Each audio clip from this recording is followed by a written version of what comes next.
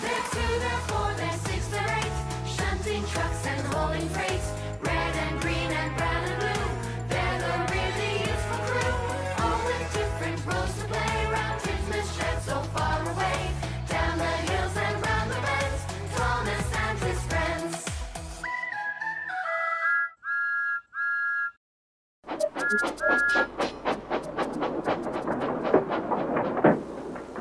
James had not been out to push coaches or freight cars in the yard for several days. He was feeling miserable.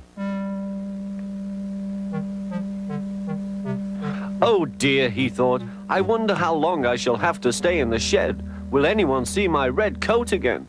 Why did I go so fast that I made a hole in one of my coaches that had to be mended with, of all things, a passenger's bootlace? At last Sir Topham Hatt arrived. I know you are sorry, James, he said, and I know too that you want to be a useful engine. People are laughing at my railway, and I do not like that at all. I will try hard to do my best, said James. That's a good engine. There's nothing like determination. I want you to pull some freight cars for me. James was delighted and puffed away.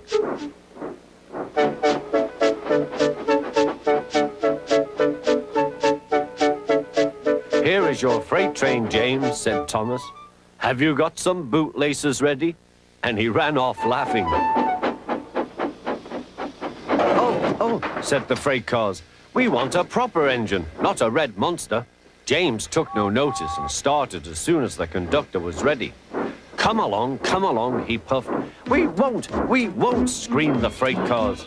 But James didn't care, and he pulled the screeching cars sternly out of the station.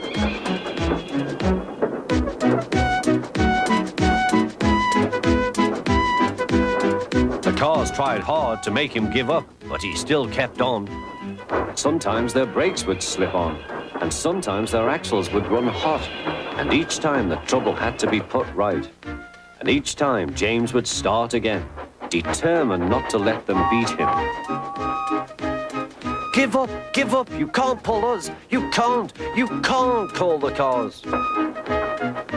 I can and I will, puffed James. And slowly but surely, he pulled them along the line. At last they saw Gordon's Hill. Look out for trouble, James, warned his driver. We'll go fast and get them up before they know it. Don't let them stop you. So James went faster, and soon they were halfway up. I'm doing it, he panted. Will the top never come? Then, with a sudden jerk, it all came easier. I've done it, he puffed. Hooray! It's easy now. But his driver shut off steam. They've done it again. We've left our tail behind. Look, the last cars were running backwards down the hill. The coupling had snapped, but the conductor stopped the cars and got out to warn approaching engines. That's why it was easy, said James, as he backed the other cars carefully down. What silly things freight cars are. There might have been an accident. Shall I help you, James? Called Edward. No, thank you, answered James. I'll pull them myself. Good. Don't let them beat you. You're doing well, whistled Edward, as James slowly struggled up the hill. I can do it, he puffed. He pulled and puffed as hard as he could. I've done it, he panted.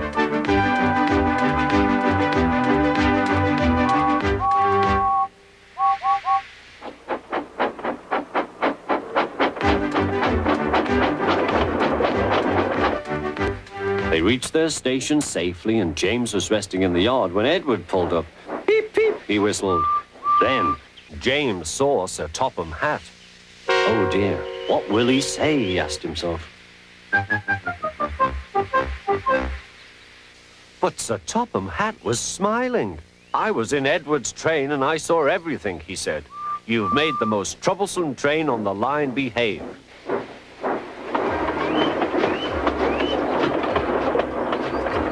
After that, you deserve to keep your red coat.